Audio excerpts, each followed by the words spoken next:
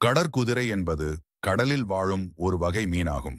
பிற மீன்களைப் போலவே இதற்கும் செவுள்களும் துடுப்புகளும் உள்ளன. எனினும் இது மீனைப் போல் வடிவம் கொண்டதல்ல. தலைப்பகுதி குதிரையைப் போன்றிருப்பதால் இது கடல் குதிரை என்றழைக்கப்படுகிறது.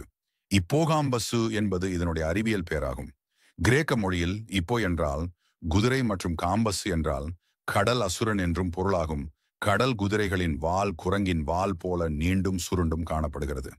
இந்த வாலின் மூலம் கடற்தாவரங்கள் கடற்பஞ்சுகள் போன்றவற்றை பற்றி கொண்டிருக்குமாம். உடல் அமைப்பை பொறுத்தவரை நன்கு நீண்டு வளையங்களால் அமைந்தது போன்றும், வாய் நீண்டு குழல் போலவும், மார்பு பகுதி சற்று அகன்று விரிந்தும் காணப்படுகிறது. உடலில் பக்கவாட்டுக் கோடுகள் மற்றும் நீண்ட புள்ளிகள் தென்படுகின்றன.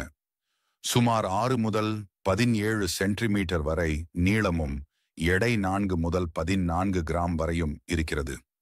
முதுகு துடுப்பினை பயன்படுத்தி மெதுவாக நீந்தியும் பெரும்பாலும் குதித்து குதித்தும் செல்கின்றன. பிற விலங்குகளில் இருந்து தங்களை பாதுகாத்துக் கொள்ள கடற்தாவரங்களுக்குள் மறைந்து கொள்கின்றன. கண்கள் சிறிதாக இருந்தாலும் எந்த பக்கம் வேண்டுமானாலும் திருப்பிக் கொள்ளும் வசதியுடையதாகவும் உள்ளது. தனக்கு தேவையான மிதவை நுண்ணுயிரிகளை உறிஞ்சி வடிகட்டி உண்ணும் தன்மையுடையது. பெண் கடற்குதிரைகள் தங்களின் முட்டைகளை ஆண்களின் வால் பகுதியில் உள்ள இனப்பெருக்க பைகளில் விட்டுவிடும். அதனை ஆண் கடற்குதிரைகள் கங்காரு போல நன்கு பேணி 6 வாரங்கள் பாதுகாத்து குஞ்சுகளாக பொரிக்கின்றன. குஞ்சுகளின் எண்ணிக்கை 50 முதல் 100 வரை இருக்கும். பிறக்கும் குஞ்சுகளின் நீளம் ஏறத்தாழ 1 சென்டிமீட்டராக இருந்தாலும் பெற்றோரின் பாதுகாப்பு அதிகமாகவே இருக்கும். நன்றி. ஹலோ உறவுகளே, உயிர்கள் பற்றி அறிய சப்ஸ்கிரைப் செய்யுங்கள்.